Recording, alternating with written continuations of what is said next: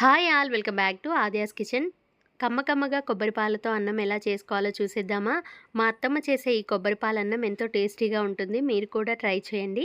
ఒక గిన్నె పెట్టుకొని అందులో కాస్త నెయ్యి, నూనె, బగారా దినుసులు, కొత్తిమీర, పుదీనా, కరివేపాకు, పచ్చిమిర్చి, క్యారెట్ వేసుకొని దోరగా వేయించుకోవాలి. కాస్త వేగాక కొంచెం అల్లం పేస్ట్ కూడా వేసుకొని మరొక 2 నిమిషాలు వేయించుకోవాలి. ఆ తర్వాత చిన్నగా కట్ చేసుకున్న కొబ్బరి ముక్కలను ఒక పెద్ద మిక్సీ జార్లో వేసుకొని వాటర్ వేసుకుంటూ మెత్తగా మిక్సీ పట్టి కొబ్బరి పాలు సపరేట్ చేసుకోవాలి. వీడియో క్లిప్ మిస్ అయింది. ఆ తర్వాత తాలింపులో కొబ్బరి పాలు వేసుకొని కాస్త ఉప్పు వేసుకొని ఒకసారి కలిపి మూత పెట్టుకోవాలి. ఆ తర్వాత ఎసరు అనేది బాగా తెరలనివ్వాలి. ఎసరు తెరలాక నానబెట్టుకున్న బియ్యాన్ని వేసుకొని ఒకసారి కలిపి అన్నాన్ని ఉడికించుకోవాలి. ఒక 10 నిమిషాలకి అన్నం ఉడికిపోతుంది. ఆ తర్వాత మీకు నచ్చిన కర్రీతో సర్వ్ చేసుకుంటే ఎంతో టేస్టీగా ఉండే కొబ్బరి పాలతో అన్నం రెడీ అయిపోతుంది. వీడియో నచ్చితే లైక్ చేసి సబ్స్క్రైబ్ చేసుకోండి. చికెన్ కర్రీతో చాలా బాగుంటుంది. ఒకసారి ట్రై చేయండి.